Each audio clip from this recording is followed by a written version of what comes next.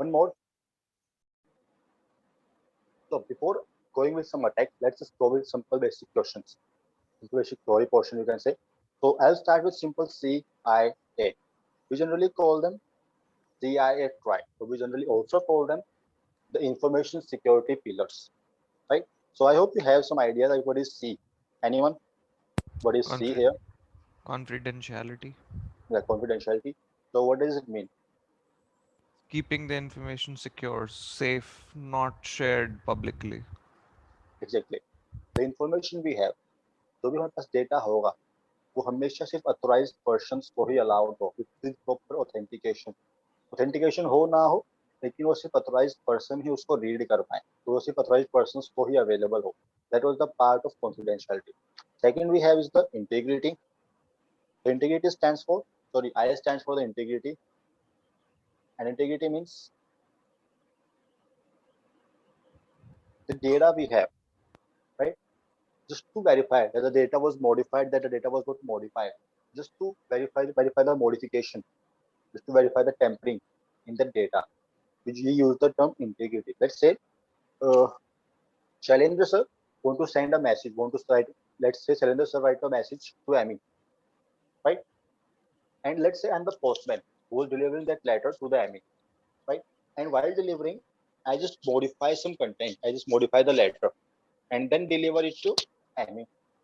Now, how Amy will verify that the data, that the letter, that the message was modified or not? For that part, just to verify these things, we use the term integrity for data tampering, for data modification, right? The data should follow the integrity. It means data should not be modified. Either it was enclosed, it should be in like a stored state, it could be in like transit state, it could be in processing state as well. तो किसी भी state में हो इन तीनों में से data के अंदर अनवांटेड मॉडिफिकेशन नहीं होना चाहिए। फिर आता है एक और term, we call it availability. A stands for availability. Availability means data जब भी रिक्वेस्ट हो, जब भी मैं उस डेटा के लिए कॉल करूं, चाहे वो कहीं भी स्टोर हो, मुझे वो डाटा हमेशा अवेलेबल हो। ऐसा ना हो कि मैं उसे कॉल कर रहा हूँ, मैं उसके लिए रिक्वेस्ट डाल रहा हूँ लेकिन वो एक्सेसिबल नहीं है अभी मुझे। सिंपल एग्जांपल समझ लो, आपने कोई फाइल अपलोड की गूगल ड्राइव पे, आप जब चाहो उसे एक्सेस कर सकते हो, राइट? आप जब चाहो के फेसबुक के मैसेजेस को एक्सेस कर सकते हो। अब क्या हो, आपकी गूगल ड्राइव का डेटा अवेलेबल ना हो तो आप ट्राई करना चाहते हो, कोई फाइल डाउनलोड करनी है आपको, डाउनलोड नहीं हो रही, आपको कोई पिक्चर व्यू करनी है गूगल फोटोज पे, उसको व्यू नहीं कर पा रहे, right? That was the kind of attack on the availability, जहाँ पे आप डेटा को अवेल नहीं करवा पा रहे, right? So availability ensures the data we have should be available whenever we send a request for that particular data, right?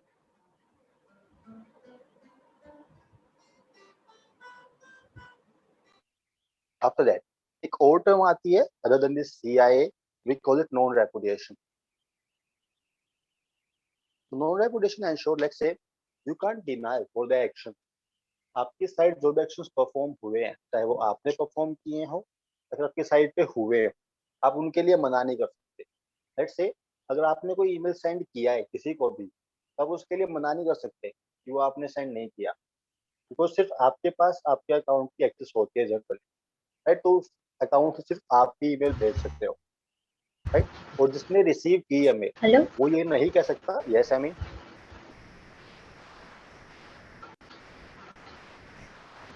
Hello. Hello sir. Yes.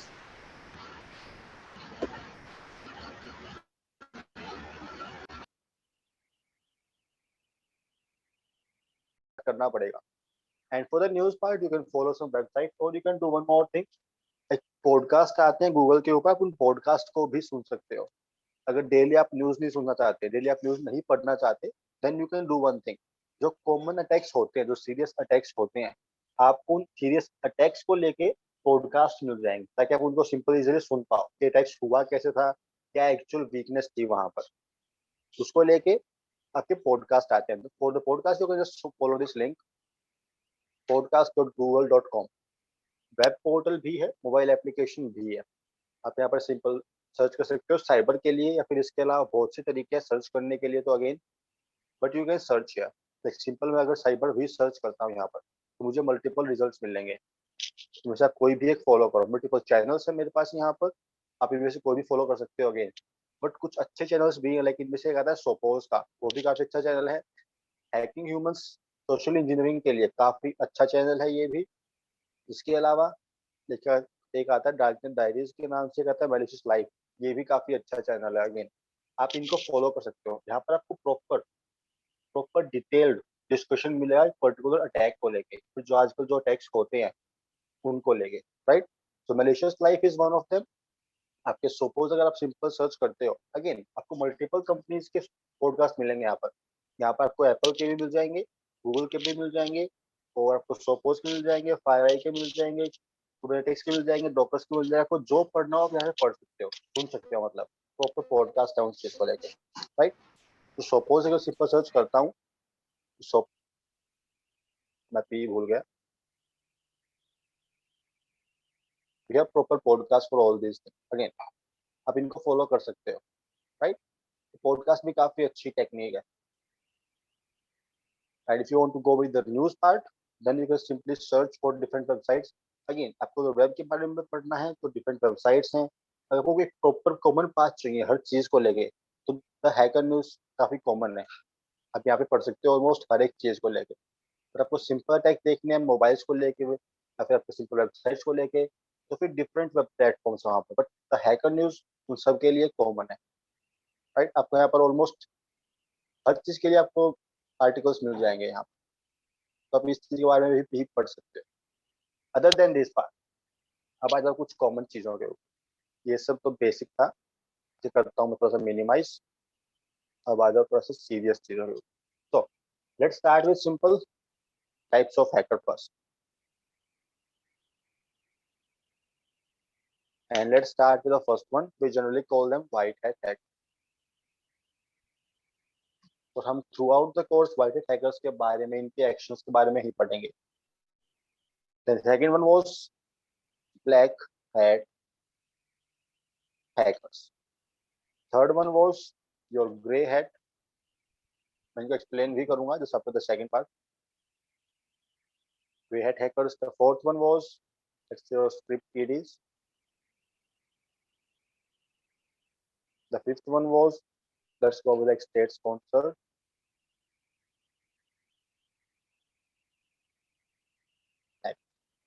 Generally ये पांच ही आपकी कम्युनिटीज आती हैं हैकर्स को लेके।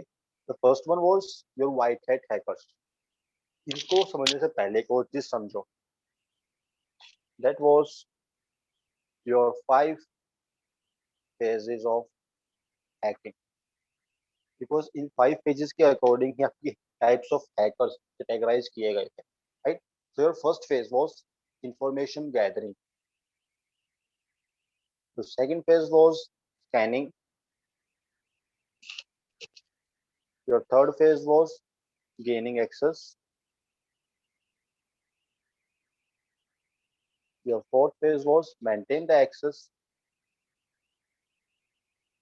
and your last phase was clearing threats. All right. So all your attacks, all your PT, penetration testing part, everything start with information gathering. Doesn't what the target you have. Target चाहे कुछ भी हो, चाहे simple user हो, चाहे कोई proper website हो, चाहे कोई कंप्लीट ऑर्गेनाइजेशन हो, आपको उसके बारे में जितना हो सके इंफॉर्मेशन इकट्ठा करनी है।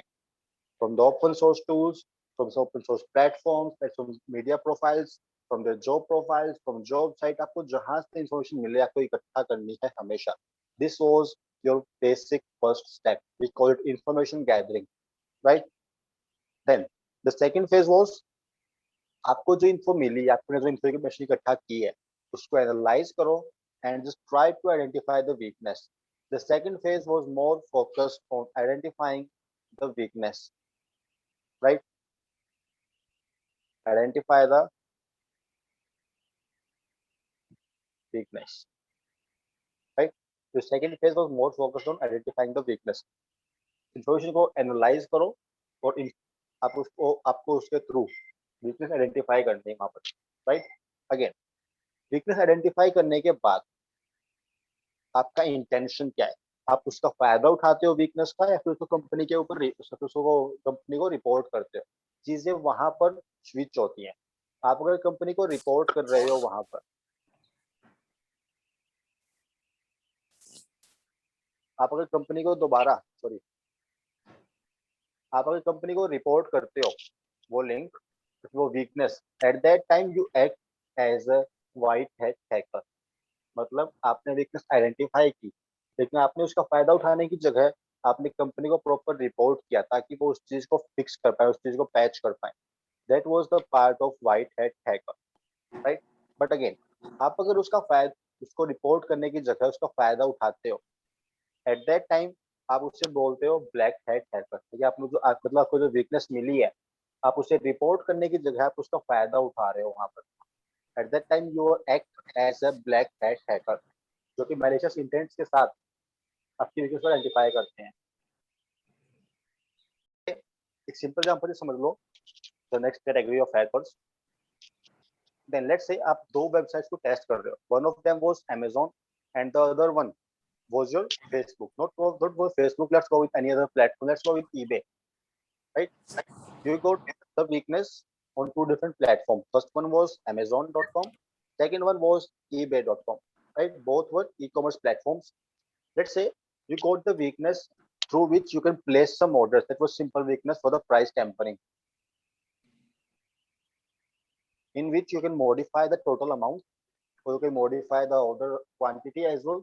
You can modify the order ID as well. But the point is, you can modify the data, right, through which you can place the order for, let's say, like $1,000 or it's $10,000 in just rupees, or let's say in just $1, right? You are able to place the order for around like 10,000 in just $1,000. Now you got the same weakness on two different platforms. First one was Amazon, other one was eBay, right? So after getting the same weakness for two different platforms, you reported this weakness to eBay, right? But you take advantage for this weakness for Amazon, right? You are acting as a black hat hacker and you are acting as a white hat hacker. Both the things. Sometimes you act as a black hat hacker and sometimes you act as a white hat hacker. At that time, you're generally categorized under gray hat hackers, right? So this is simple example for that part. Like sometimes you take advantage, sometimes you take advantage for that weakness, and sometimes you simply report that weakness, so company can fix that weakness, right? That was the part of gray hat hack. After this gray hat hackers, let's say we have one more kind of category. We can call them script kiddies. Script kiddies are the new hackers, you can say, and they know how to use the tool, but they don't know how the tool was working. They don't have any idea about the base concepts about the tool. They just know how to use it, right? Or you can say the newly hackers in the field are generally categorized as script kiddies, right? After script kiddies, we have one more category. We generally call them state-sponsored hackers. State-sponsored are just the hackers which were powered by your government, or you can say which were working for your government agencies, or somehow they were linked to the government agencies, right? At that time, they were categorized under state-sponsored hackers. These were basic five common types of hacker: white hat, black hat, gray hat, script kiddies, and the state sponsored hacker. There is one more which you can go with that was not that is popular. You can say we call them suicidal hackers, right? In case of suicidal, they just want to hack. They just want to harm that organization, right? They मुझे कोई फर्क नहीं पड़ता कि उसका outcome क्या होने वाला है, उस हैक का रिजल्ट क्या होगा, उससे कोई फर्क नहीं पड़ता। उन्हें बस उस कंपनी को, उस पर्सन का, फिर उस अकाउंट को हैक करना है एंड दैट्स ऑल। तो सिस्टम को हैक करना है, उस सर्वर को हैक करना है। आउटकम, उसका रिजल्ट क्या निकलेगा, उसका असर क्या होगा, कोई फर्क नहीं पड़ता। उनको आप बोलते हो suicidal hacker, right. Then after that part वापस आ जाओ सिंपल 5 फेजेस ऑफ हैकिंग के ऊपर। इन केस ऑफ 5 फेजेस हम ऑलरेडी दो डिस्कस कर चुके हैं। First one is information gathering, second one was scanning, जहां पर आपका मेन फोकस है आइडेंटिफाई द वीकनेस। आपको वीकनेस मिल गई। अब अगर आप as a black hat behave करते हो, एट दैट टाइम आप उस वीकनेस का फायदा उठाओगे और सिस्टम्स की या फिर अकाउंट्स की या फिर मशीन्स की आप एक्सेस लोगे। That was the part of your third phase. We generally call it gaining access. जहाँ पर आप कुछ ट्रिक्स लगा के, कुछ कोड्स लगा के, कुछ सर्विसेज को यूज करके, कुछ मेलवेयर्स के थ्रू आप मशीन की या फिर अकाउंट्स की एक्सेस लेते हो. That was the part of third phase. We call it gaining access, right? Then we have the fourth phase. Let's say आपको हैक कंप्लीट करना है, आपको अटैक कंप्लीट करने में लेट्स से अराउंड एक हफ्ता लग जाएगा, तो 7 दिन लगेंगे हैक कंप्लीट करने में. ठीक है. At that time, for those 7 days, you have to maintain your access. You have to create the backdoor on that system. You have to create the backdoor for some kind of servers, you can say. But आपको उन 7 दिनों के लिए आपकी access maintain करनी है, चाहे वो कोई अकाउंट हो, चाहे वो पर्सन का बैंक लॉकर हो, जो भी हो गए एसेट कुछ भी हो, डजेंट मैटर, बट आपको वहां पर आपकी एक्सेस मेंटेन करनी है. That was the part of fourth phase. और मेंटेनेंस के लिए जनरली आप मेलवेयर्स की ही हेल्प लेते हो.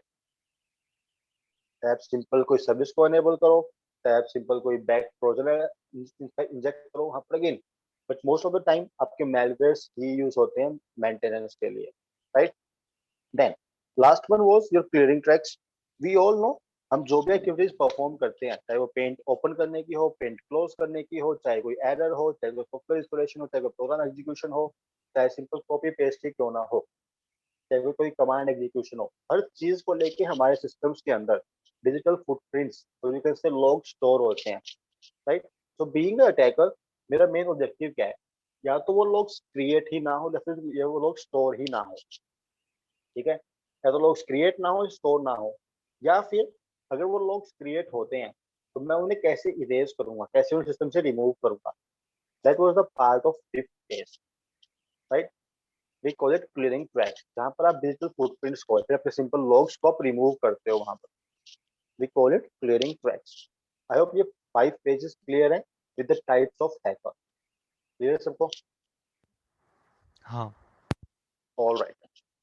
फिर आ जाओ सिंपल, लेट्स से लाइक सबसे पहले पढ़ लेते हैं types of penetration testing. Before that let's just go with types of PT teams.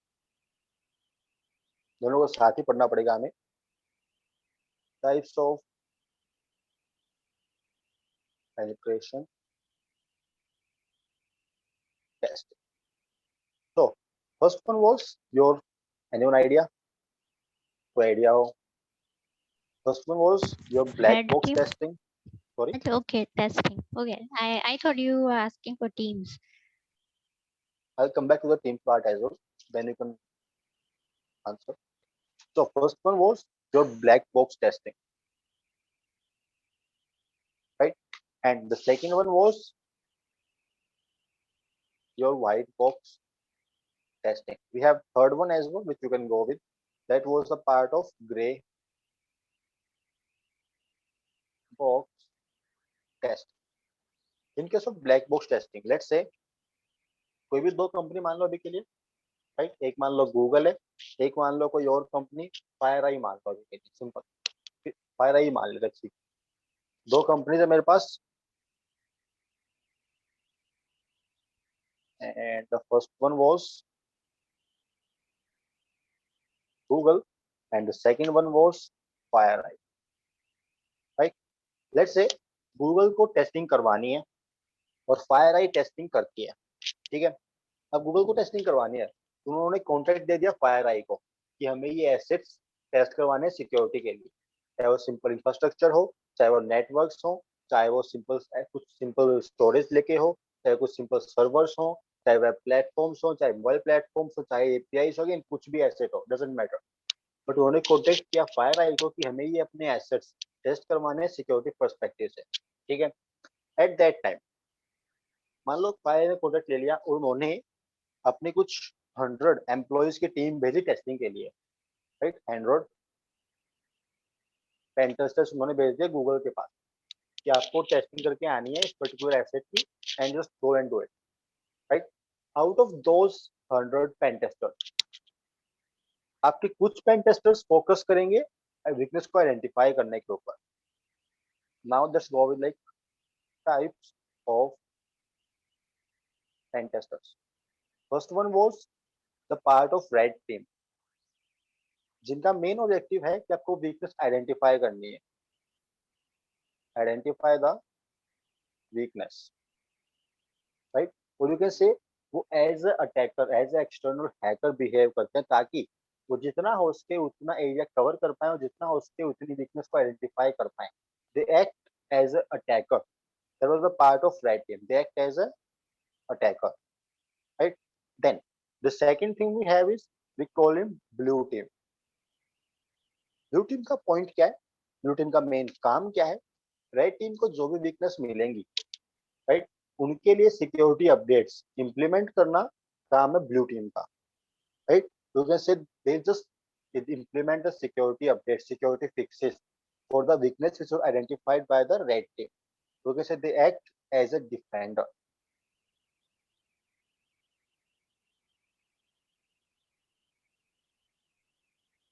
Right.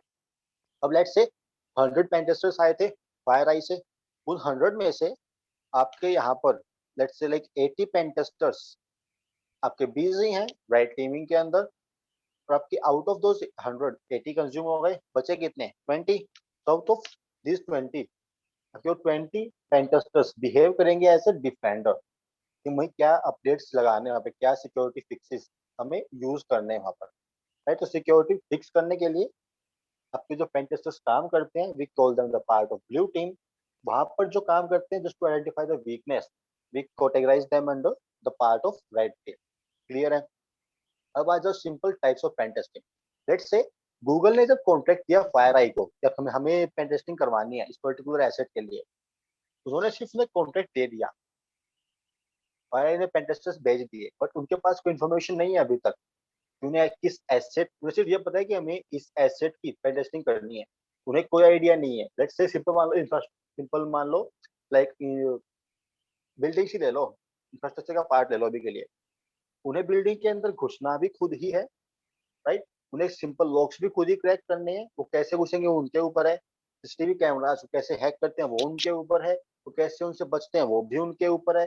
Guards को कैसे बाईपास करते हैं वो भी उनके ऊपर है. मतलब उन्हें कोई हेल्प नहीं मिलेगी गूगल की तरफ से. सारा काम उन्हें खुद ही करना है. सारी हैकिंग, सारी पेन टेस्टिंग उन्हें खुद ही करनी है. उन्हें गूगल की तरफ से कोई हेल्प नहीं मिलेगी, कोई इन्फॉर्मेशन उन्हें नहीं मिलेगी. That was the part of black box testing. जहाँ पर आपको सिंपल कॉन्ट्रैक्ट मिलता है कि आपको पेन टेस्टिंग करनी है, बट इसमें हम आपकी कोई हेल्प नहीं करेंगे. आपको कोई इन्फॉर्मेशन नहीं देंगे कि अंदर कितने गार्ड्स हैं, कहाँ कैमरास लगे हैं, क्या नेटवर्क है, क्या कित मतलब जो भी इन्फॉर्मेशन मिलेगी आपको ब्लैक बॉक्स में कोई इन्फॉर्मेशन नहीं मिलती. That was the complete blind eye pen testing से, राइट. आपको हीट ऑफ द मोमेंट पे एक्शन लेना होता है वहाँ पे, बस पॉइंट इज. उसको आप बोलते हो ब्लैक बॉक्स टेस्टिंग, जहाँ पर आपको कॉन्ट्रैक्ट जिसने दिया है वो कोई इन्फॉर्मेशन नहीं देता. Then the second one was let's say Google ने आपसे कहा कि हमें हमारा नेटवर्क टेस्ट करवाना है. नेटवर्क के अंदर जो भी मशीन्स हैं हमें उनकी सिक्योरिटी टेस्ट करवानी है. एट दैट टाइम अगर गूगल ने आपको नेटवर्क के अंदर एक्सेस दी है, नेटवर्क के अंदर घुसने के लिए आपको एक्सेस दी है, आपको इनवाइट किया है इंफ्रास्ट्रक्चर के अंदर, मतलब आपको गूगल से हेल्प मिली है टेस्टिंग के अंदर, चाहे वो सिंपल इंफॉर्मेशन को लेके हो, चाहे एक्सेस लेने को लेके हो, चाहे बेसिक इंफॉर्मेशन मिली हो कि हम ये मशीन यूज करते हैं, वहाँ पे ओएस ये चल रहा है, ये यूजर नेम्स है, ये हमारे सर्वर की आईपी एड्रेस है, ये हमारा नेटवर्क आर्किटेक्चर है, ऐसी कोई इन्फॉर्मेशन अगर मिलती है आपको, at that time we call it white box testing, जहाँ पर आपको इंफॉर्मेशन मिलती है.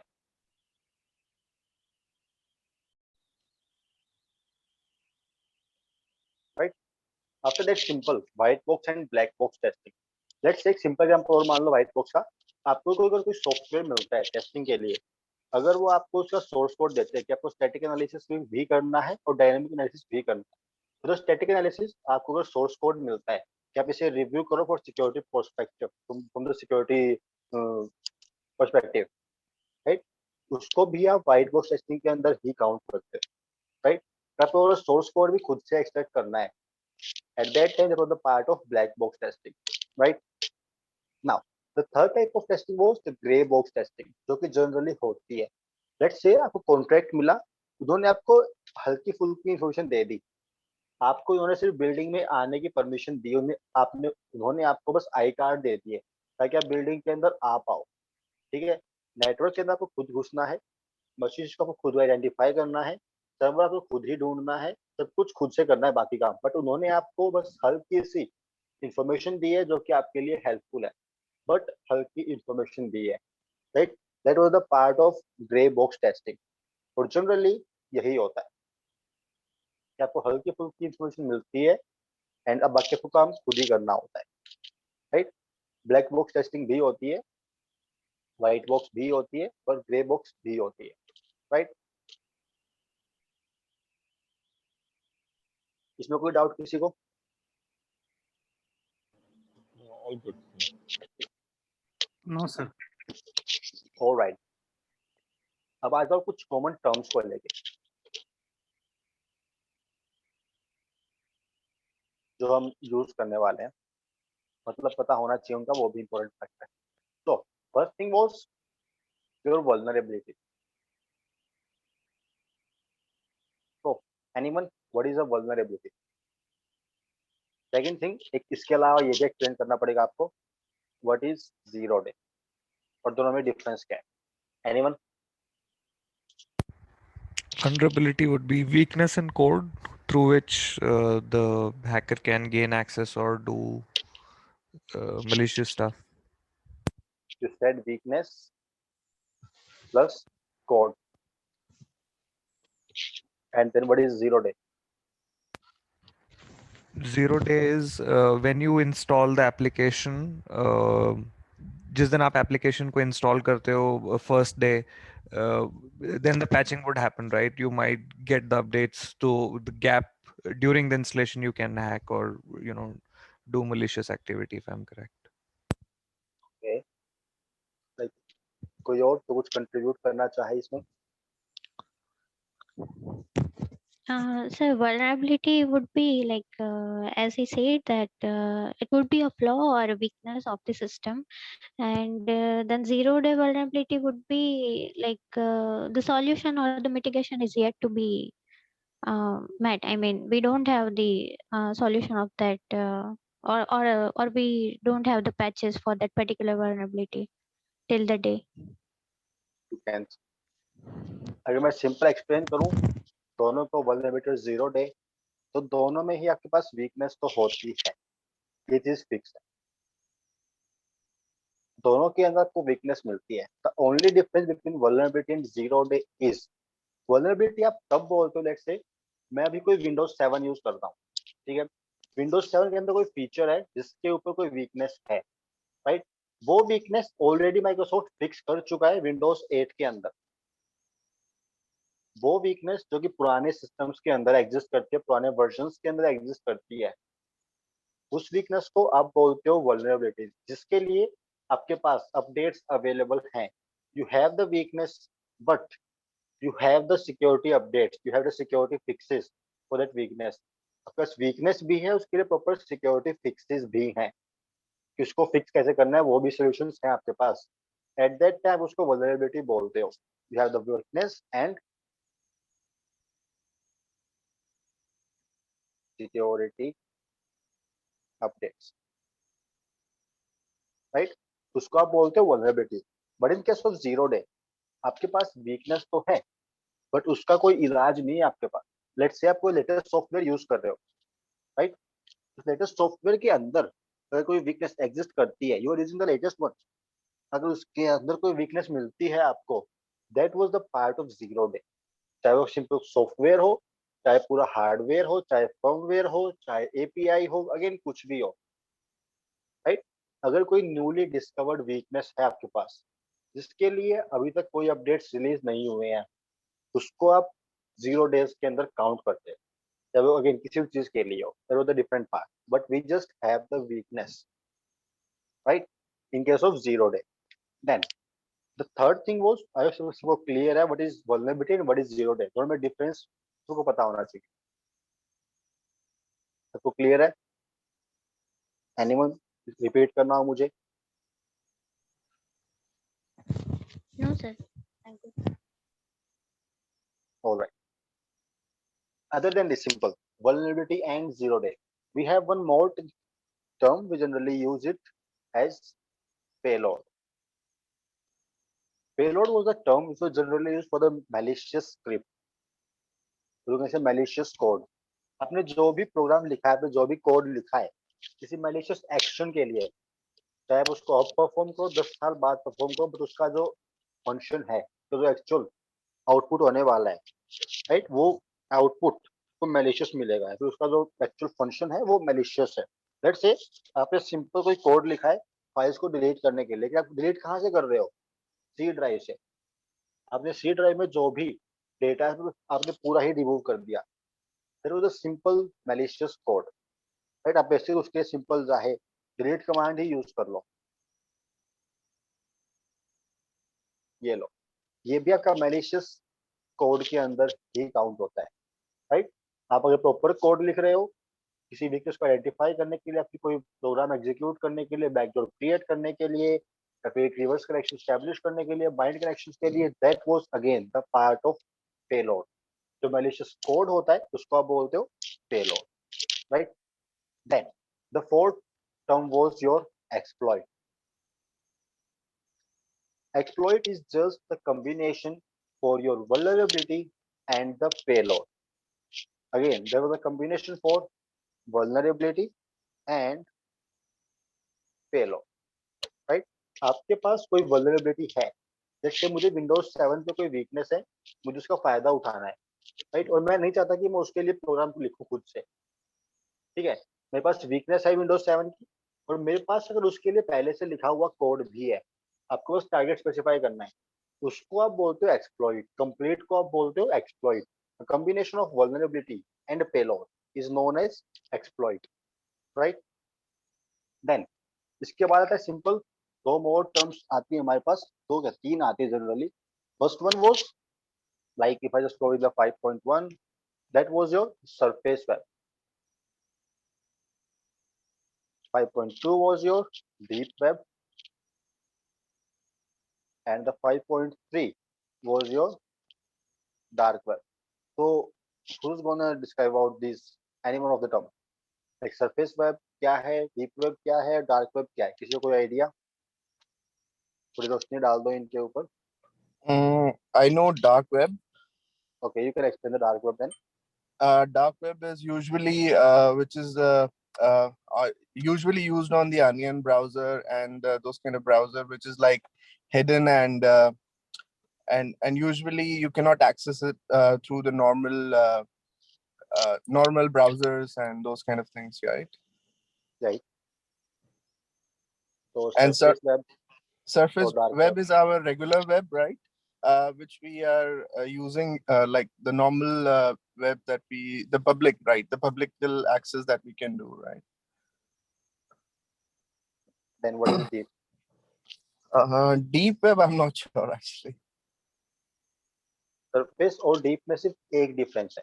सरफेस वेब सिंपल समझ लो, आपने कोई गूगल सर्च किया, लेट्स से मैं यहाँ पे सिंपल सर्च करता हूँ किसी की फेसबुक प्रोफाइल के लिए, अपने नाम डाल देता हूँ सिद्धार्थ सांगवान _ फेसबुक, ठीक है। मुझे कुछ रिजल्ट्स मिले। ये जो फेसबुक की प्रोफाइल्स है, मैं प्रोफाइल पिक्चर देख सकता हूँ, publicly visible.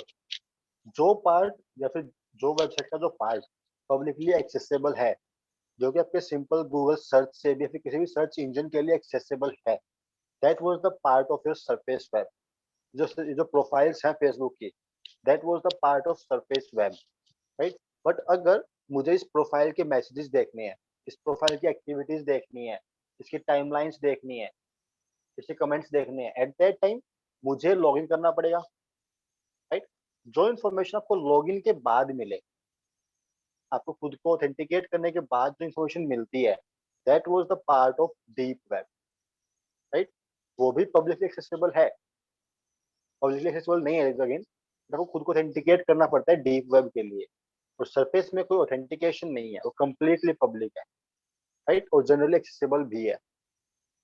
For the surface web simple Google search भी काम करता है आपका, but for the deep web आपको ऑथेंटिकेट करना पड़ेगा खुद को पहले, चाहे सिंपल वेब ब्राउजर के थ्रू हो, चाहे कोई सिंपल हार्डवेयर कीज के थ्रू हो, चाहे सिंपल यूजर नेम पासवर्ड के थ्रू हो, चाहे आपके मैक एड्रेस के थ्रू हो, चाहे लोकेशंस के थ्रू हो, अगेन चाहे वीपीएन के थ्रू, कैसे भी हो, जैसे डिफरेंट थिंग, बट आपको ऑथेंटिकेट करना पड़ेगा for the part of deep web. बस इतना ही डिफरेंस है। Then the last one was, let me just write this one here. तो information which is accessible only after authentication. That was the part of your deep web, right? Then the last term, the dark web part. Dark web पे आपकी onion routing follow होती है हमेशा, which make it more complex to set the connection to pass the traffic. Simple example दूं तो ये समझ लो, मैं ड्राइंग करने में बहुत माहिर हूँ, लेकिन अगर ड्राइंग खराब है थोड़ी मेरी, तो मैं एक न्यू पेंट ओपन कर लेता हूँ यहाँ पे. लेट्स से यहाँ पर मेरे पास कोई यूजर है, राइट, और on the right hand side यहाँ पर कोई सर्वर है, google.com ही मान लो अभी के लिए, इसे थोड़ा सा दूर शिफ्ट कर देते हैं, ये बेहतर, ये नेम कर लेते हैं लगे हाथ. यहाँ पर है मेरे पास यूजर और यहाँ पर है मेरे पास google.com, राइट. अब इन केस ऑफ सिंपल ब्राउजिंग, आपका यूजर डायरेक्टली रिक्वेस्ट करता है गूगल के पास, ये रिक्वेस्ट गई और ये सिंपल रिस्पॉन्स रिसीव हुआ गूगल से. This is the basic situation, जहाँ पर यूजर ने रिक्वेस्ट भेजी और उसे रिस्पॉन्स मिल गया डायरेक्टली, ठीक है. But in case of dark web, in case of onion routing, आपकी मल्टीपल मशीन्स आपके as a proxy server behave करती हैं. लेट्स से आपका जो ट्रैफिक होगा वो इन मशीन से होते हुए जाएगा. जब स्टार्टिंग में इंडियन प्रोटोकॉल रिलीज हुआ, एट दैट टाइम आपके simple let's say like 3 machine जो होती थी, we call them entry guard, let's just name them. The first machine was known as your entry guard, right. The second machine was known as intermediate relay, and the last machine जहां पर server से directly connection establish होता था, we call it exit relay. अब अगर मेरा user Google को access करना चाहता है तो कनेक्शन कहाँ से कहाँ बनेगा वो देखो. सिंपल, यूजर ने रिक्वेस्ट भेजी, पहले जाएगी एंट्री गार्ड के पास, ठीक है. एंट्री गार्ड से वो कहाँ जाएगी, वो इस इंटरमीडिएट रिले के पास. इंटरमीडिएट रिले से कहाँ जाएगी, इस एक और मिडल रिले के पास. अब इसको मिडल रिले बोलो, इंटरमीडिएट रिले बोलो, कंप्लीटली आपके ऊपर है, बट इसको बिचौलिया भी बोल सकते हो, ठीक है. इसको मैं मिडल रिले बोलूंगा अभी के लिए जस्ट. फिर इस मिडल रिले से जाएगी इसके पास, इससे जाएगी इसके पास, इससे जाएगी इसके पास. आपका अनियन राउटिंग सोर्स से लास्ट मशीन, से सेकंड लास्ट मशीन तक ही फॉलो होता है. अगर रिक्वेस्ट ओरिजिनेट हुई है यूजर से, राइट, तो अनियन राउटिंग, यू कैन से अनियन प्रोटोकॉल सिर्फ यूजर से इस एग्जिट रिले तक फॉलो होगा. और अगर मुझे रिस्पॉन्स मिल रहा है, राइट, रिसोर्स के टाइम पे, तो सिंपल उसके रिस्पॉन्स के टाइम पे अनियन राउटिंग कहाँ से स्टार्ट होगी, गूगल से, बिकॉज रिस्पॉन्स कहाँ से ओरिजिनेट होगा, google.com के पास, राइट. अब यूजर ने रिक्वेस्ट भेजी है तो आपकी अनियन राउटिंग सिर्फ यहाँ से यहाँ तक फॉलो होगी, राइट. और फिर एंट्री गार्ड से एक सिंपल रिक्वेस्ट जाएगी सर्वर के पास. क्लियर है. अब सेम पाथ फॉलो होगा आपके रिस्पॉन्स के लिए भी. गूगल रिस्पॉन्स पहले भेजा किसके पास, exit relay, then exit relay से इस मिडिल रिले, फिर इस मिडिल रिले से इसके पास, फिर इससे इसके पास, एंड सेम ही पाथ फॉलो होता है हर बार. दैट्स व्हाई आपका टोर आपको थोड़ा सा स्लो फील होता है, बिकॉज कनेक्शंस, क्योंकि से प्रॉक्सी सर्वर्स काफी ज्यादा है उसके अंदर, which make it more complex to identify कि आपका एक्चुअल यूजर कौन था, बिकॉज आपको बहुत सी मशीन से होते हुए जाना पड़ता है, आपको सबका ट्रैफिक एनालाइज करना पड़ता है, राइट. अगर आप टोर यूज कर रहे हो, अभी मैं टोर यूज कर रहा हूँ इस मेन सिस्टम के अंदर, तो चांसेस है कि मेरा ये सिस्टम एक यूजर की तरह तो बिहेव कर ही रहा है और इनमें से किसी एक रिले की तरह भी बिहेव कर रहा हो, right. This one was your middle relay 1, simple लिख रहा हूँ मैं अभी के लिए M1. This one was your middle relay 2, we call it M2. This one was your M3. This one was your M4. This one was your exit guard, right. तो nowadays आपका टोर 6 कनेक्शंस एस्टैब्लिश करता है, 6 machines को use करता है बीच में, right. आपका यूजर बाहर बैठा है, उसके अलावा आपकी 6 डिफरेंट मशीन्स यूज होंगी और तब जाके रिक्वेस्ट कहाँ पहुंचेगी, आपके एक्चुअल डेस्टिनेशन के पास, right. This is the basic onion routing. इसके अंदर इतना सिक्योर क्यों, एक और चीज आती है वहां पर, आपने एक वो सब अपने आप सब लोगों ने वो वीडियो देखी होगी इंस्टाग्राम पे, एक डिब्बे के अंदर डिब्बा मिलता है, एक मैंने एक गिफ्ट बॉक्स दिया किसी को, उसने ओपन किया उसके अंदर एक और गिफ्ट बॉक्स है, वो ओपन किया उसके अंदर एक और गिफ्ट बॉक्स है, उसे ओपन किया उसके अंदर एक और गिफ्ट बॉक्स है। सेम ही चीज यहाँ फॉलो होती है, वी कॉल इट एनकैप्सुलेशन।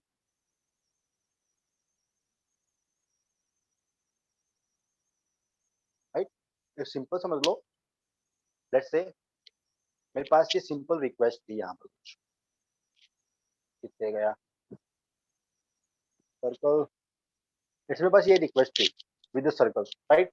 अब रिक्वेस्ट जब ओरिजिनेट होगी यूजर की मशीन से, वो वहां पर 6 लेवल एनकैप्सुलेशन फॉलो होगा। The first one, then we have the second one, then we have the third layer for the encapsulation, then we have the fourth layer, then we have the fifth layer, and the last one layer was your sixth one, right। अब जैसे ही request जाएगी entry guard के पास, तो अपना entry guard और आपकी हर एक relay यहाँ पर वन लेयर ऑफ एनकैप्सुलेशन को ओपन करता है हमेशा, फिर वन लेयर ऑफ एनकैप्सुलेशन को सेट करता है हमेशा। रिस्पॉन्स में एनकैप्सुलेशन सिंपल सेट होगा, और जब रिक्वेस्ट ओरिजिनेट होगी यूजर से तो एनकैप्सुलेशन होके आएगी। लेट्स से यूजर ने रिक्वेस्ट भेजी, अब वहां पर ऑलरेडी 6 लेयर एनकैप्सुलेशन है, राइट। और जब मैसेज पहुंचा एंट्री गार्ड के पास, वो क्या करेगा, वन लेयर एनकैप्सुलेशन को ओपन कर देगा, तो जो आउटर मोस्ट लेयर है एनकैप्सुलेशन की, उसे कर देंगे वहां से रिमूव। ठीक है, अब पहुंचा M1 मिडल रिले 1 के पास, तो एक और एनकैप्सुलेशन लेयर वहां से इरेज हो गई, सिंपल। फिर कहाँ पहुंचा M2, तो ये एक और इरेज कर देते हैं। फिर कहाँ पहुंची M3, तो एक और, M4 एक और, देन क्या आता है एंट्री गार्ड, तो एग्जिट रिले पहुंची, उसने ये लेयर इरेज कर दी। फाइनल में ये सिंपल रिक्वेस्ट जाएगी कहाँ, गूगल के पास। This was the part of simple encapsulation. Tor के अंदर और इंजन राउटिंग के अंदर एक चीज और फॉलो होती है, वी कॉल इट एनक्रिप्शन। आपका एनक्रिप्शन भी फॉलो होता है वहां पर with encapsulation, right, which make it more secure. This is your simple onion routing, right? I hope it's clear to all. If कोई doubt हो then you can ask me. Otherwise, you can just move ahead. इससे को clear है। एक और चीज, आपके जो भी वेबसाइट्स होती हैं for the onion routing generally, उनके सिंपल एक्सटेंशंस नहीं होते, like .com, .edu, .ac, .gov, simple extensions नहीं होते उनके। They generally use .onion। Let's say domain का नाम भी आपको कुछ ऐसा मिलेगा, जनरली सिंपल नेम्स नहीं यूज होते वहां पर, काफी हद तक कुछ ऐसे रैंडम वैल्यूज मिलेंगी, राइट। इसके बाद आपको लास्ट में मिलता है .onion, राइट। और टोर आपके उन ब्राउजर्स में से है जो कि अनियन राउटिंग को सपोर्ट करता है। दैट्स व्हाई इस टाइप की वेबसाइट्स जनरली टोर के थ्रू ही एक्सेसिबल हैं, राइट। या तो आप टोर ब्राउजर यूज करो या फिर आप टोर सर्विस को यूज करो, राइट। बट आपका एक्सटेंशन जनरली .onion ही यूज होते हैं वहां पर। इट इज क्लियर है? Yes, sir. Sir, so like the non-websites like Amazon, हाँ, as you said, so they are not intentionally use this, na? I mean, this onion routing, or are they using this? no, they were not using. Okay. So this is for the dark web only. I mean, for the black hat generally for the dark web. Okay. Point क्या है, यहाँ पर आपके जो connections हैं वो हम्म। Slow हो जाते हैं। Mm-hmm. ये फिर जो हैकर जो अटैकर्स हैं उन्हें सिर्फ अपनी सिक्योरिटी, अपनी एनोनिमिटी से मतलब है। Connection Mm-hmm. कितना भी स्लो हो, they don't have any issue. Amazon, Facebook, उन्हें फास्टर कनेक्शंस चाहिए होते हैं। Yes. अब जब भी फेसबुक लिखें तो फटाफट खुलना चाहिए वो। Hmm. एक रीजन ये भी आता है कि वो अनियन को क्यों यूज नहीं करते, कॉमन रीजन ये भी आता है। Okay. आई होप सबको क्लियर है ये चीज। Yes, sir. ऑलराइट, इसके बाद अब आते हैं कुछ कॉमन अटैक्स हमारे पास, कुछ कॉमन थ्रेट्स मान लो। तो थ्रेट्स को हम आगे भी पढ़ते रहेंगे through out the course, but अभी के लिए कुछ सिंपल बेसिक से समझ लो, लाइक जो जनरली हम यूज करते हैं, जो जनरली आपको पढ़ने को मिलेंगे कहीं भी। The first one was your MITM, which call it man in the middle. Let's say मैंने जो एग्जांपल दिया था कि मेरा जो यूजर है यहाँ पर, this one is my user and let's say this is my server. Circle हो गया ये तो भाई, अपने को एक रेक्टेंगल चाहिए। ओके, लेट्स से अब नॉर्मल केस में यूजर रिक्वेस्ट करता है सर्वर को, और सर्वर क्या करता है, सिंपल रिप्लाई भेजता है यूजर को। This is again the normal case. But in case of MITM attack, आपका जो भी ट्रैफिक है, चाहे वो कहीं से ओरिजिनेट हो, चाहे सिंपल यूजर उसको ओरिजिनेट करे, चाहे उसका सर्वर है वो उसका रिस्पॉन्स भेजे, फिर उसका सर्वर ओरिजिनेट करे, उसको डजेंट मैटर। बट आपका जितना भी ट्रैफिक होगा, वो सारा ट्रैफिक इस मीडिएटर से होते हुए जाएगा, and we generally call it the man in the middle. कि यहाँ बीच में आपके पास कोई अटैकर बैठा है, कोई बिचौलिया आपके ट्रैफिक को सिंपल कैप्चर कर रहा है। We call it man in the middle. User से जो रिक्वेस्ट ओरिजिनेट होगी, वो भी पहले कहाँ जाएगी, इस अटैकर के पास, राइट। आपका सर्वर जो रिस्पॉन्स भेजेगा, वो भी पहले कहाँ आएगा, इस अटैकर के पास। In case of MITM attack, आपका अटैकर रिक्वेस्ट को मॉडिफाई भी कर सकता है, उसे एनालाइज भी कर सकता है, और सिंपल देख तो सक सकता है, उसे देख भी सकता है, उसे मॉडिफाई भी कर सकता है, right. This is simple MITM attack, जहाँ पर सारा ट्रैफिक एक अटैकर मशीन से होते हुए आपके पास आ रहा है या फिर जा रहा है। This is simple MITM attack. I hope it's clear. Other than this simple MITM, एक और कॉमन अटैक आता है हमारे पास, ऑल नो,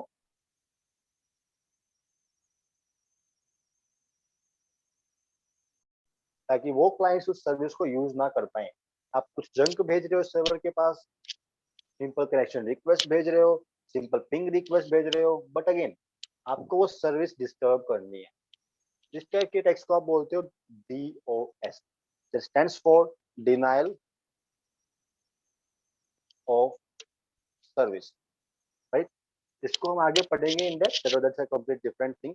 कैसे होता है, कैसे टेस्ट करना है, क्या सिनेरियोज बनते हैं वहां पर, सब कुछ वो आगे आएगा again. But again these two are the most common attack, MITM और DOS। देन इसके अलावा भी कुछ आते हैं सिंपल। अगर थर्ड में बात करूं तो that was a simple brute force,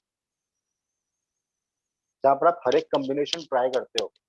आप या तो कॉम्बिनेशन को ट्राई करो, लेट्स से मुझे पिन क्रैक करना है मोबाइल का, ठीक है, तो मैं क्या करूंगा, मैं सारे कॉम्बिनेशन ट्राई कर लूंगा, लाइक 4 टाइम्स 0, देन मैं ट्राई करूंगा 3 टाइम्स 0 देन 1, देन मैं ट्राई करूंगा 3 टाइम्स 0 फिर 2, 3 टाइम्स 0 3, 3 टाइम्स 0 4, 3 टाइम्स 0 5, राइट। आप अगर सारे कॉम्बिनेशन को ट्राई करते हो, कैरेक्टर्स अगेन कुछ भी हो, सिंपल न्यूमेरिक हो, सिंपल स्मॉल अल्फाबेट्स हो, अपर केस अल्फाबेट्स हो, स्पेशल केस कैरेक्टर्स हो, राइट, उसको आप बोलते हो ब्रूट फोर्स। जहां पर आप कैरेक्टर्स के हर एक कॉम्बिनेशन को ट्राई कर रहे हो, उसे आप बोलते हो brute force, right. The second term we use for the brute force, वो इसी का एक प्रॉपर सब कैटेगरी बोल सकते हो आप। We call it dictionary attack, जो कि अगेन ब्रूट फोर्स की ही एक सब कैटेगरी मान सकते हो। We call it dictionary attack. In case of dictionary attack, आप सारे कॉम्बिनेशन को ट्राई नहीं करते, आप सारे कॉम्बिनेशन को ट्राई नहीं करोगे, नहीं।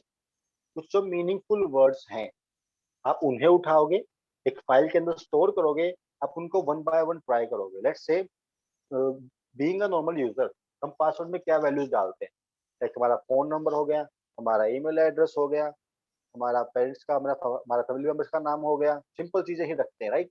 आप बीइंग अ टैग आप क्या कर सकते हो, इन सभी इंफॉर्मेशन को इकट्ठा करो, इनके लिए एक प्रॉपर डिक्शनरी बनाओ, और आप उन्हें एज अ पासवर्ड ट्राई करो, right.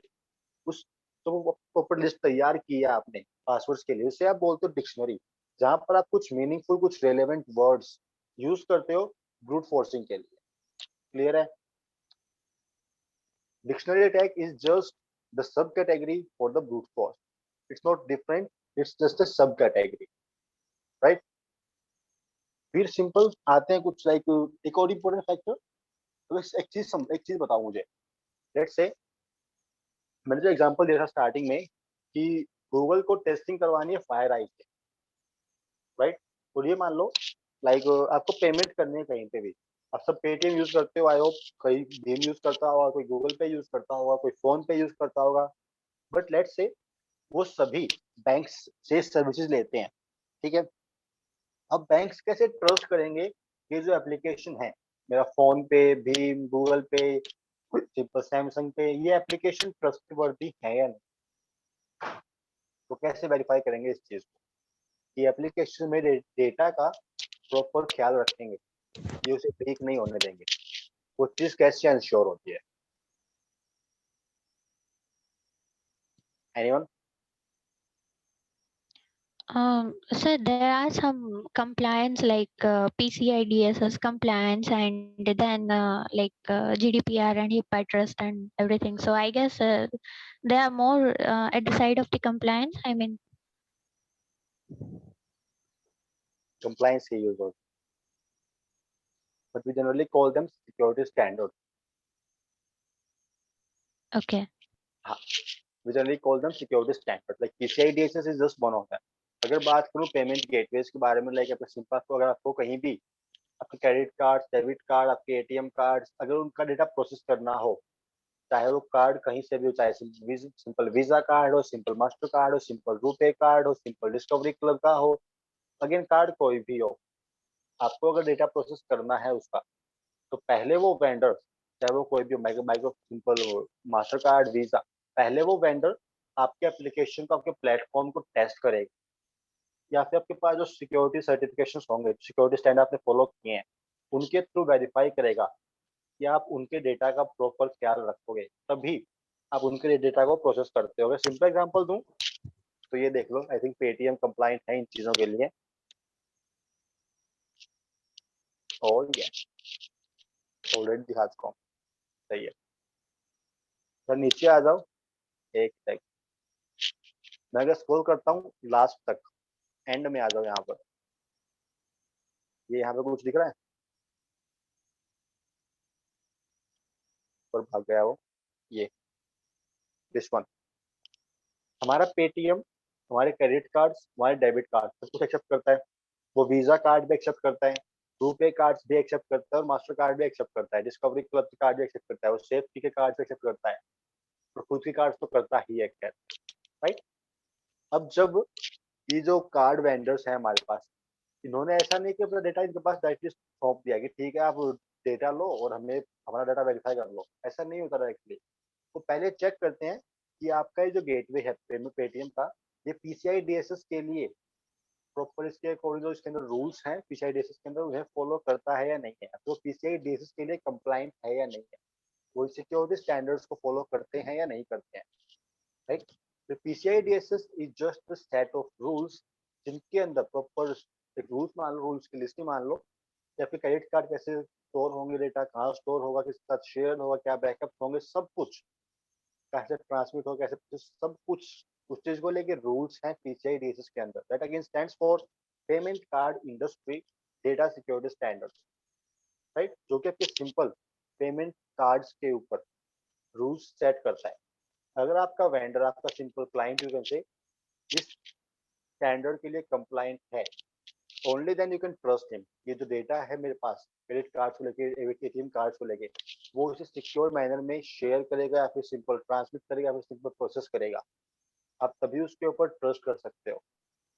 If I talk about the HIPAA part,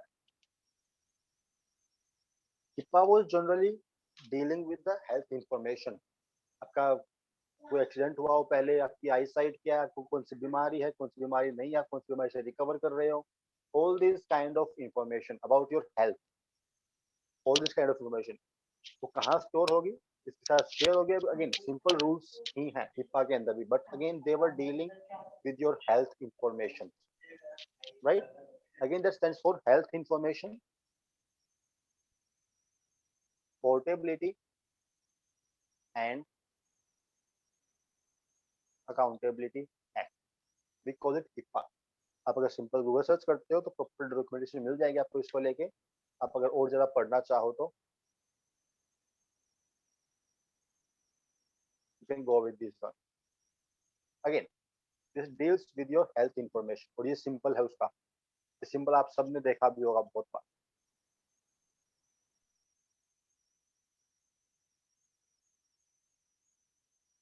इनकी से सिंबल कहीं मिले, किसी हॉस्पिटल के बाहर, किसी कहीं भी, it means that signify the your HIPAA, वही सिंबल आपके हिप्पा के लिए यूज होता है, राइट। देन आफ्टर हिप्पा एक प्रॉपर फैमिली आती है हमारे पास, we generally call it ISO.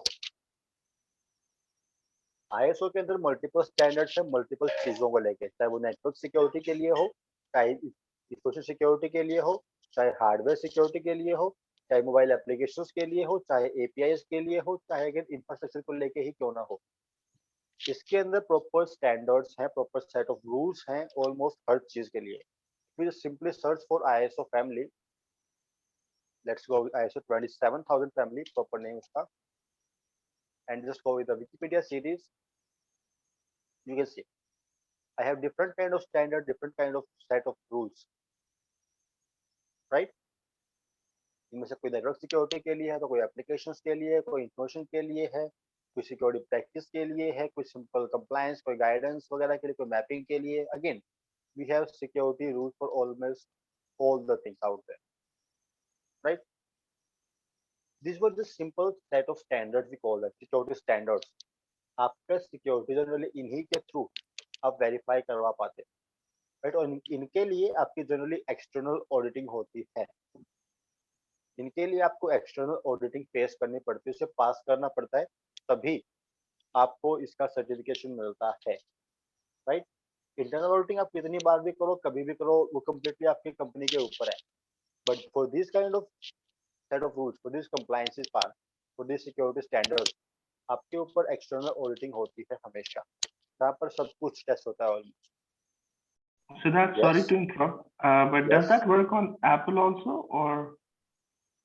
It works on Apple also. Okay, fine. Yeah.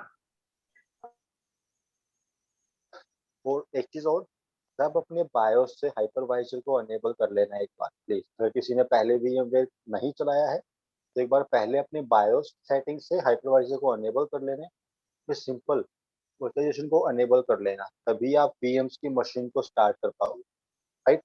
तो मशीन्स क्रिएट करने के लिए just follow this steps. Create a new virtual machine, just go with the typical, हमें ज्यादा कस्टमाइज नहीं करना उसको, हमें सिंपल टिपिकल ही यूज करना है। Just follow this one.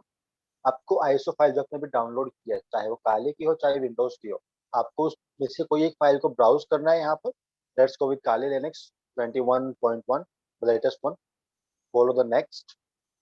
अब मुझे पता है कि काली लाइनेक्स ऑपरेटिंग सिस्टम है, और लाइनेक्स में भी डेबियन डिस्ट्रीब्यूशन है वहाँ पर, तो you can just go with Ubuntu 64 because Ubuntu भी डेबियन में काउंट होता है, और you can follow, you can just call it, और you can follow the Debian 10x64। आप इसको भी चूज कर सकते हो, उबुंटू 64 चूज करो या फिर इसमें आपका डेबियन 10x चूज करो, दोनों ऑलमोस्ट सेम ही तरीके से काम करेंगे। बट अगेन आपको वर्जन देना पड़ेगा वहां पर, राइट, आपको डिस्ट्रो बताना पड़ेगा वहां पर। Then just follow next, just name your machine, की मशीन का नाम क्या है। I am just naming it as like 21 काली।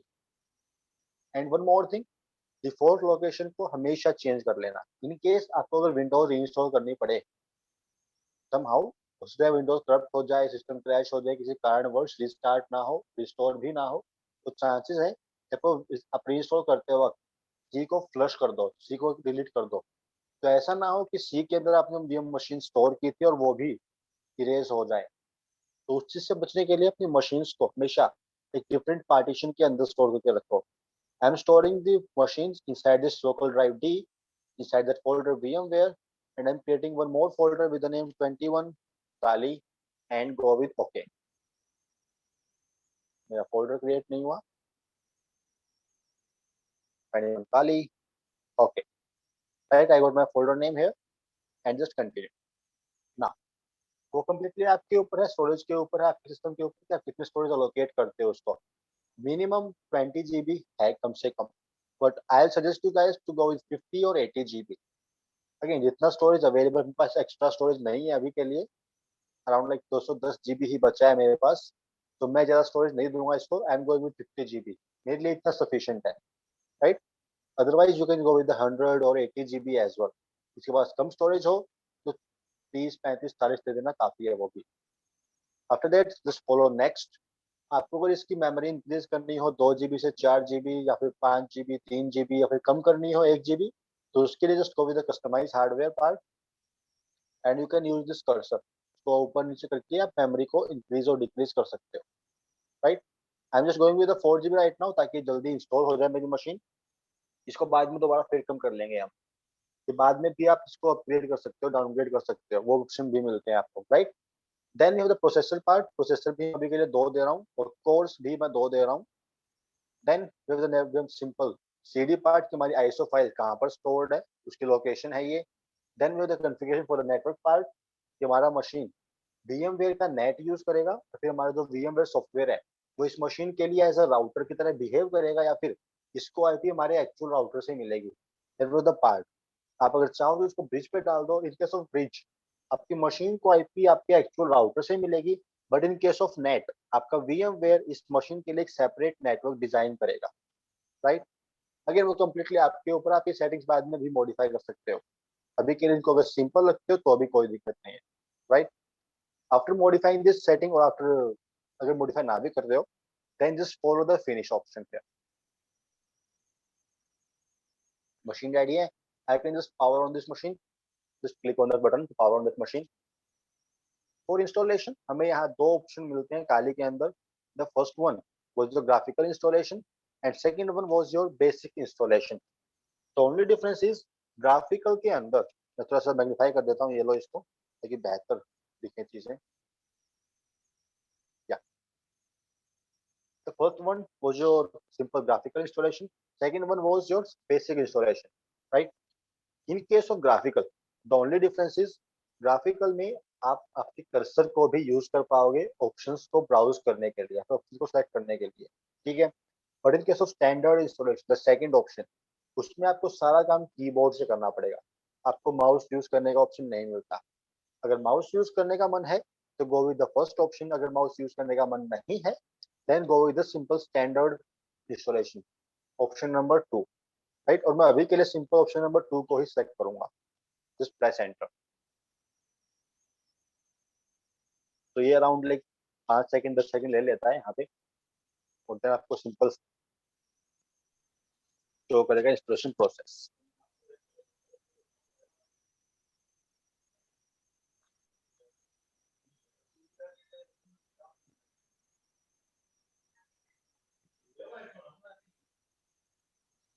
से बीच में ले लेते हैं बेहतर. so default language English, yes. country India, yes. keyboard style American English default, yes.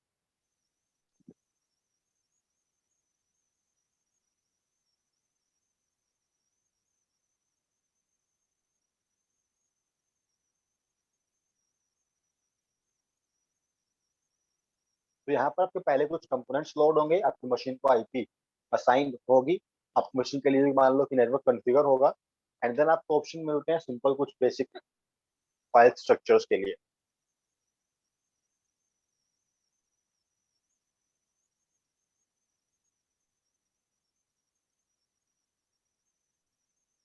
तो होस्ट नेम अगेन कुछ भी रखो, कम्प्लीटली आपके ऊपर है. मैं बाय डिफॉल्ट रखता हूँ काली, तो काली रखते हैं इसको भी के लिए भी. आप अगर इसको मेन में इंस्टॉल करते हो और आप अगर डोमेन के अंदर हो, just specify your domain name, otherwise just leave it blank. Then we have the full name for the user. Full name में आप कुछ भी डालो, कम्प्लीटली आपके ऊपर.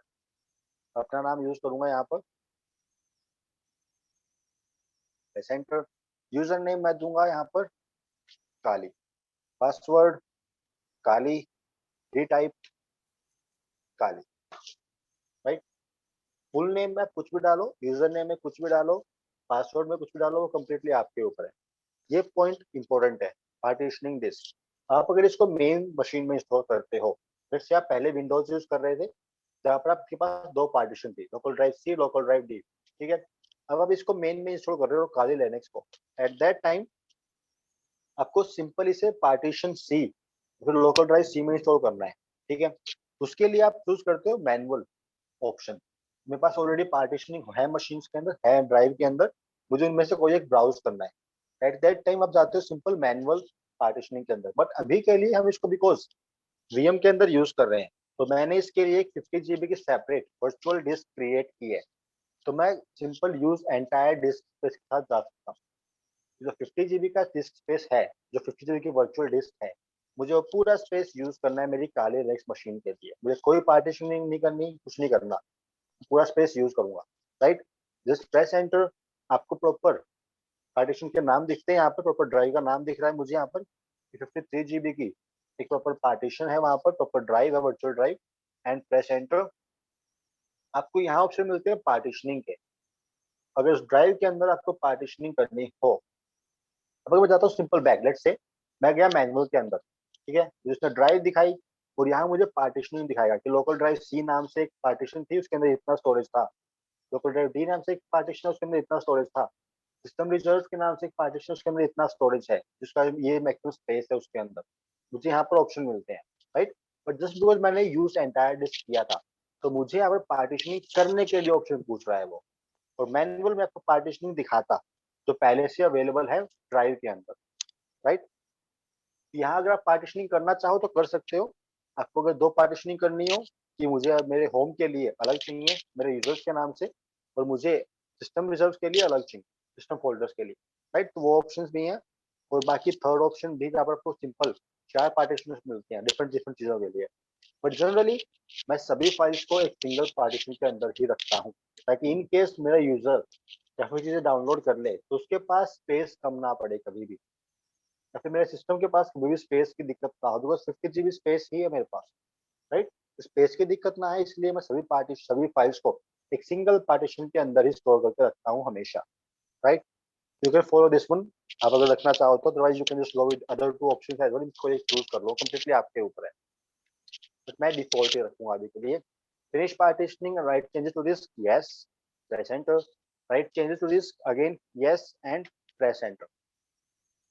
In case of latest version for Kali Linux, आप अगर 19.3 के बाद का कोई वर्जन यूज करते हो काली लिनक्स का फॉर इंस्टॉलेशन, तो वहां पर आपका पहले बेस सिस्टम इंस्टॉल होगा। मतलब पहले आपके लिए काली लिनक्स का CLI वर्जन इंस्टॉल होगा, देन आपके लिए उसके आपको ऑप्शन मिलते हैं कि तो कौन सा GUI वर्जन इंस्टॉल करना है काली का, और कौन से टूल्स इंस्टॉल करने हैं काली के अंदर। बट पहले वो आपके लिए एक प्रॉपर लाइनक्स, एक बेसिक लाइनक्स इंस्टॉल करेगा, राइट। एंड देन आपको GUI के लिए पूछता है, वो टूल्स के लिए पूछता है वो। तो पहले एक बेस सिस्टम इंस्टॉल होगा आपके लिए।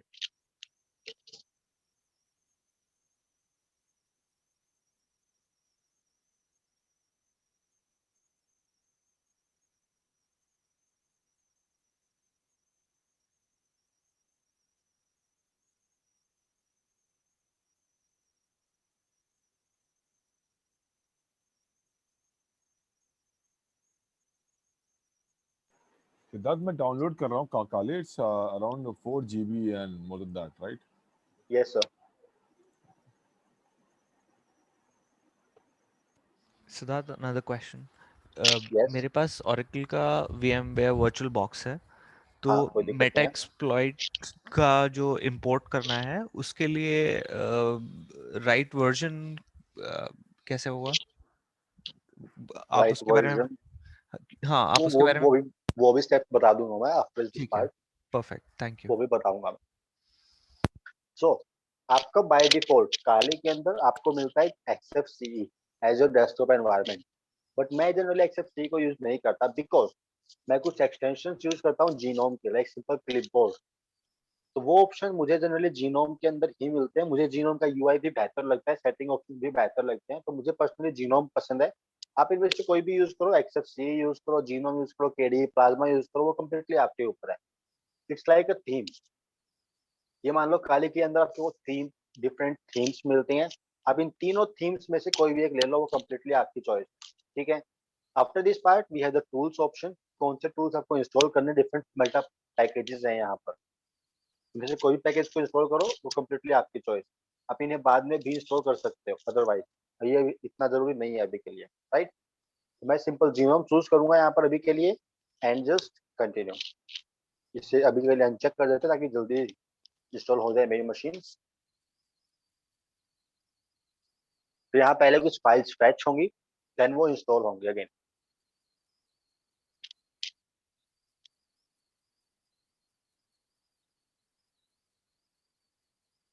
तो ये थोड़ा सा टाइम लेने वाला है, अराउंड लाइक 5 मिनट 10 मिनट भी ले लेगा आराम से, मुझे पूरी उम्मीद है इसके ऊपर।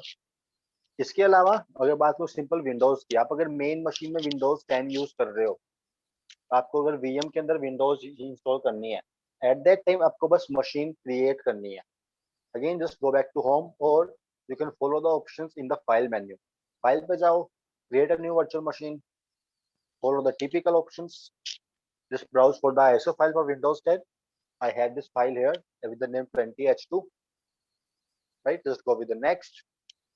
अब मुझसे पूछ रहा है विंडोज की प्रोडक्ट की, तो आ जाओ फायरफॉक्स के ऊपर अगेन और सिंपल सर्च कर लो विंडोज 10 की। अगेन इस कोई भी की उठा लो, प्रो की उठा लेते हैं, ये लो, जस्ट कॉपी दैट की एंड पेस्ट इट हियर। नाम थोड़ा मॉडिफाई कर लेते हैं, let's go with pro version, let's go with the pro and next. File का नाम, मशीन का नाम मैं भी सिंपल दे रहा हूँ, like 10 victim, right? Just change the location. I'm going with the VMware, create a new folder with the name 10 victim. My folder was here with the name 10 victim and just go with OK and next. यहाँ पर by default 60 GB space लेती है आपकी Windows 10, but मैं इसको generally 50 GB पे limit करता हूँ, बिकॉज विंडोज के अंदर हमारा ज्यादा काम नहीं होगा, हम इसको बस एज ए विक्टिम्स मशीन ही यूज करने वाले हैं, राइट? यहाँ पर 40 GB 50 GB स्पेस भी सफिशिएंट है। just go with just decrease your space to from 60 GB to 30 40 50 जितना आपको देने का मन करे, बट कम से कम 30 लेगा ये, अराउंड 40 लेता है कम से कम आई थिंक, बट 40 GB तो कम से कम चाहिए इसको, right? Just go with next. इसको अगर इंक्रीज डिक्रीज करना हो कुछ अगेन तो कर सकते हो आप, otherwise just finish this part. ये यहाँ पर कुछ बेसिक कॉन्फ़िगरेशन उठाएगा मेन मशीन से, उन्हें स्टोर करेगा सिंपल डिस्क के अंदर और अपने आप मशीन को बूट कर देगा वहां पर वो, राइट?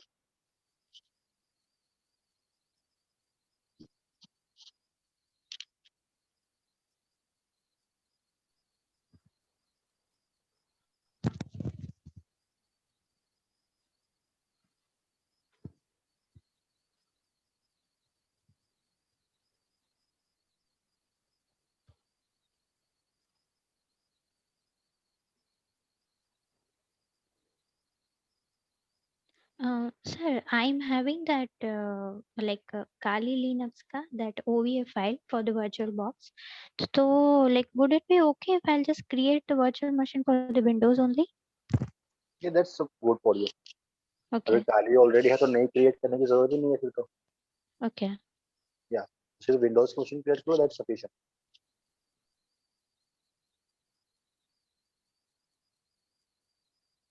और विंडोज का इंस्टॉलेशन सबसे सिंपल है, कुछ नहीं करना, ना सिंपल है।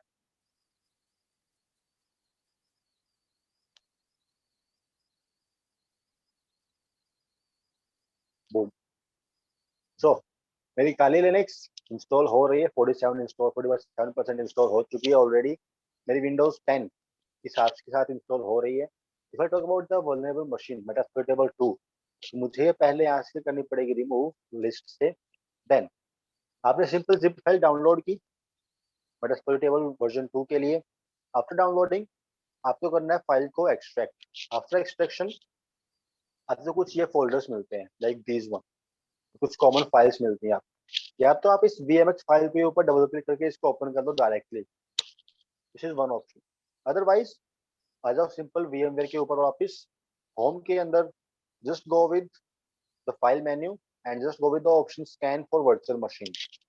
आपको नई मशीन क्रिएट नहीं करनी है, आपको वर्चुअल मशीन के लिए स्कैन करना है यहाँ पे, ठीक है? Just go with this option scan for virtual machine, browse for the folder जहाँ पे आपने फाइल को एक्सट्रैक्ट किया था, this PC, local drive D, VMware and with the name Metasploitable 2 Linux. Okay, folder को ब्राउज किया, just go with the next, की machine यहाँ पर लिस्ट आउट होगी and just go with the finish, close and I got my machine. It's that simple. आपको इसे install नहीं करना, ये प्री कॉन्फ़िगर्ड फाइल आते हैं, आपको इसी से पावर ऑन करना है और मशीन अपने आप रेडी हो जाएगी, मतलब अपने आप स्टार्ट हो जाएगी वहां पर वो। आपको वहां पे कुछ नहीं करना, कोई इंस्टॉलेशन कुछ नहीं है। एक और चीज हमेशा याद रखना, जब आपकी मशीन्स क्रिएट हो जाएं, जब से पहली बार वो लॉगिन आईडी पासवर्ड पूछे, उस टाइम पे लॉगिन करने के बाद दोबारा मशीन को पावर ऑफ करो, और पहली बार मशीन को पावर ऑफ करने के बाद मशीन्स का इंस्टेंस जरूर क्रिएट कर लेना, मशीन के स्नैपशॉट जरूर ले लेना। इन केस मशीन कभी करप्ट हो जाती है किसी भी कारणवश, एट दैट टाइम, ताकि आप उस स्नैपशॉट से उसको उन चेंजेस को अंडू कर पाओ, उन्हें सिंपल रिवर्ट बैक कर पाओ, तो उन चेंजेस को अंडू कर पाओ सिंपल, उसके लिए आप स्नैपशॉट होने चाहिए आपके पास पहले से।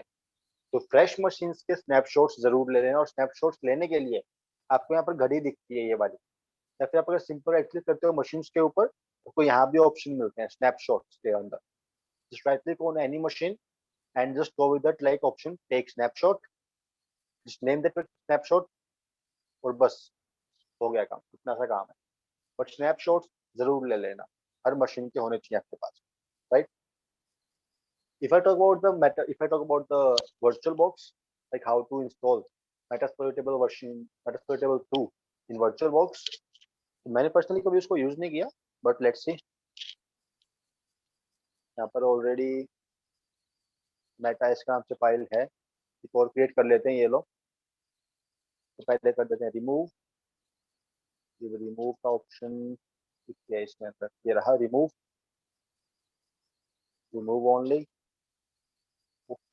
And just go with the new option here, just go with the file name, और सिंपल रहते हैं मेटास्प्लोइटेबल। ठीक है, कहाँ स्टोर करना है वो कंप्लीटली आपके ऊपर है। टाइप लाइनक्स वर्जन, अगेन कोई भी दे दो आप, सिंपल डेबियन 32 दे दो, कोई चलेगा आपके लिए, बट 32 पे ही है मेटास्प्लोइटेबल। 64 बिट आर्किटेक्चर नहीं है वहाँ पर, 32 बिट ही है, राइट? तो अगर आप अदर 32 दोगे तो भी चलेगा, कोई दिक्कत नहीं है, बट 32 बिट ही देना है, लाइनक्स का ही देना है। One more thing, just go with next, go with the space, I am going with 1 GB here, 1 GB तो होना चाहिए कम से कम मेमोरी के लिए। नेक्स्ट, आपको यहाँ पर ये ऑप्शन चूज करना है, use an existing virtual hard disk file, sorry. आपको बस यहाँ पर सिंपल फाइल के लिए ब्राउज करना है, और यहाँ पर फाइल्स को ऐड कर लेते हैं ये लोग, add, just browse for the folder जहाँ आपकी मशीन्स के एक्सट्रैक्टेड फाइल्स हैं आपके पास। सो VMware Metasploitable 2, और इनमें से कोई भी VMD की फाइल उठा लो। Again let's go with the first one. आपको एक ही फाइल मिलेगी, मुझे दो मिल रहे हैं बिकॉज आई हैव स्नैपशॉट, इसलिए मुझे वहां दो फाइल्स मिल रही हैं, बट आपको एक ही फाइल मिलेगी VMD के लिए, राइट? तो सिंपल चूज करो and go with the create option, and that's all. बस आपको वो ऑप्शन चूज करना जहाँ पर आप फाइल्स को सिंपल ब्राउज कर पाओ, third one, and that's all. तो मेरी विंडोज 10 की मशीन ऑटोमेटिकली इंस्टॉल हो गई है, और इसको कुछ मुझे करना नहीं पड़ा, ऑटोमेटिकली कॉन्फ़िगर है, ये टूल्स वगैरह सब कुछ इंस्टॉल्ड है यहाँ पर। I can use this machine as a victim's machine, right? On the other hand, मेरी काले लिनक्स में मेरा GUI वर्जन इंस्टॉल हो चुका है जीनोम के लिए, और मेरे बेसिक टूल्स भी इंस्टॉल हो चुके हैं। नाउ ये मुझसे पूछ रहा है सिंपल बूट लोडर के लिए, तो हर ऑपरेटिंग सिस्टम को बूट करने के लिए हमको कुछ बूट लोडर चाहिए होता है। तो काले लिनक्स में और फिर कुछ simple system Debian operating systems के अंदर हमारा ग्रब बूट लोडर यूज होता है। तो आपको बूट लोडर हमेशा इंस्टॉल करना पड़ता है, हमेशा, right? Just install this boot loader here, just go with yes. आपको यहाँ पे सिंपल ड्राइव सेलेक्ट करनी है कि किस ड्राइव के अंदर है, किस पार्टीशन के अंदर आपका ऑपरेटिंग सिस्टम इंस्टॉल्ड है। जस्ट बिकॉज मैंने सभी फाइल्स को एक सिंगल पार्टीशन के अंदर ही रखा था, तो मुझे यहाँ पे सिंपल एक पार्टीशन दिखा रहा है। आपने अगर मल्टीपल पार्टीशन क्रिएट की थी, तो आपको उनमें से आपके मेन सिस्टम की पार्टीशन को चूज करना पड़ेगा, ठीक है? After browsing for the partitioning, again just go with that part, और वो आपके लिए ग्रब बूट लोडर को इंस्टॉल कर देगा और मशीन को रिबूट कर देगा just in 2 minutes. Again depend करता है कितना टाइम लगेगा, उस सिस्टम के ऊपर डिपेंड करता है।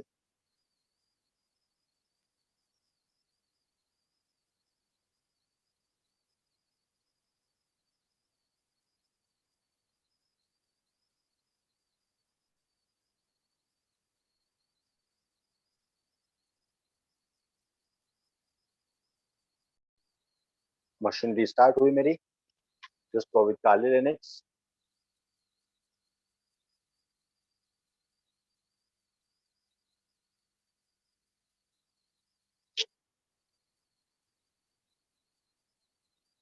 just go with the passwords here. Password था काली, गलत हो गया.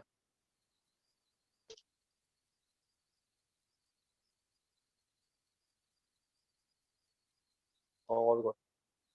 This is the basic genome interface for the Kali Linux. हो सकता है अगर आप KDE प्लाज्मा इंस्टॉल करो तो आपको बैकग्राउंड में कुछ अलग वॉलपेपर मिले, थोड़ा GUI डिफरेंट मिले. XFCE में UI बिल्कुल अलग है, KDE प्लाज्मा में बिल्कुल अलग है, जीनोम में बिल्कुल अलग है. राइट, तो कम्प्लीटली आपके ऊपर, आप कौन सी थीम चूज करते हो. तो बैकग्राउंड थोड़ा चेंज कर लेते हैं, तो फिर भी ठीक है. कुछ डॉक सेटिंग्स कंफिगर कर लेते हैं. देन मैं डॉक्स को राइट साइड यूज करता हूँ और साइज 32 यूज करते हैं यहाँ पर. Let's just go with intelligent auto hide as off. launchers, your press pen, isolating workspaces spatially, behavior, role actions, switch through workspaces, appearance में यहाँ पर कर देते हैं segments and just पीछे रहने देते हैं. अब बेहतर, all good. favorites में से कुछ चीजें मैं रिमूव कर रहा हूँ यहाँ पर. अब बेहतर है. You can configure these things. हमारा मेन फोकस काली लिनक्स के अंदर, हमारा मेन काम, हमारा मेजर ऑफ द काम टर्मिनल के ऊपर ही रहेगा.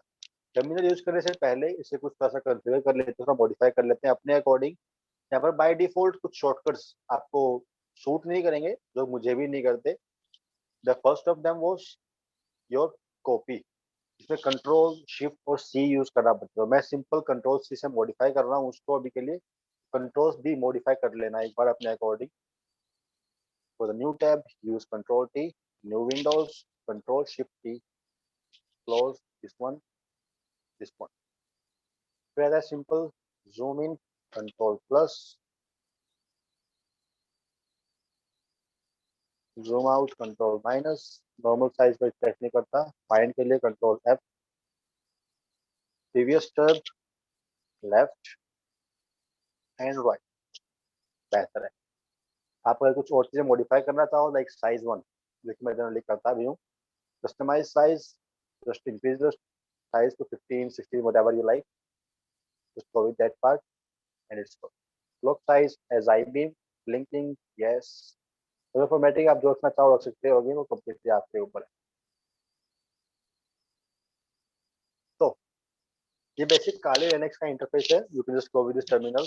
बेसिक कमांड आप ट्राई कर लेना, सिंपल. विंडोज को इंस्टॉल कर लेना. बेसिक कमांड इसकी भी पता होनी चाहिए हमें.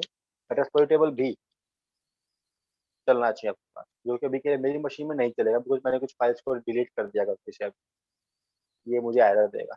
ये फाइल मेटास्प्लोइटेबल 00002.pmpk एग्जिस्ट नहीं करती. राइट, तो मुझे अगेन दोबारा डाउनलोड करनी पड़ेगी, दोबारा एक्सट्रैक्ट करनी पड़ेगी, और तब मेरी मशीन मुझे दोबारा इंपोर्ट करनी पड़ेगी. और जो स्टेप्स मैंने आपको दिखाए थे वर्चुअल बॉक्स के लिए, स्टेप्स वही हैं, एग्जैक्ट वही हैं. तो VMware में भी स्टेप्स एग्जैक्ट वही हैं जो आपको दिखाए थे. राइट, तो in this part I don't think किसी को डाउट होगा, कुछ क्वेरी होगी. Just you have any query you can ask me.